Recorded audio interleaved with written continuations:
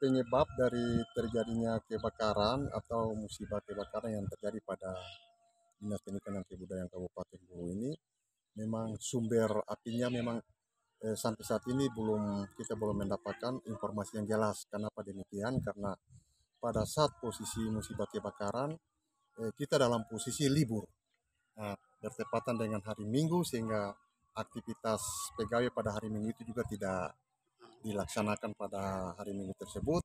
Nah, sehingga pada saat kejadian tersebut itu kita mendapatkan informasi dari seorang staf pada hari kejadian itu sekitar setengah 4 sore, Pak. Nah, setelah kita turun untuk menyaksikan secara langsung di kejadian tersebut, ternyata api sudah semakin besar, Pak.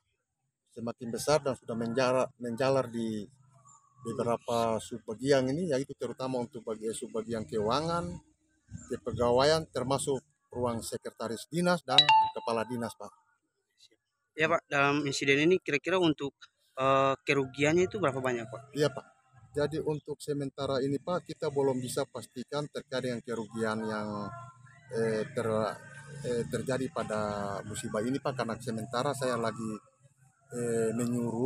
memerintahkan subbagian keuangan dan kepegawaian untuk mendatakan terkait dengan aset-aset yang turut serta dalam mengalami musibah ini, Pak.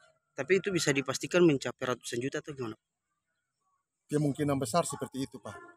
Ya, lalu kemudian untuk aset-aset atau yang hal-hal yang penting untuk kantor ini yang apa saja Pak yang ludes terbakar Pak? Jadi termasuk aset berupa komputer, terus ada Infocus bersama dokumen-dokumen, terutama dokumen-dokumen pengelolaan keuangan, Pak.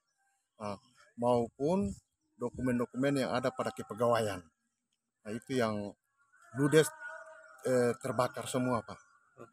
Ya, terkait dengan insiden ini kira-kira untuk aktivitas pegawai ini seperti apa? Apakah diliburkan atau memang aktivitas seperti biasanya, Pak? Iya.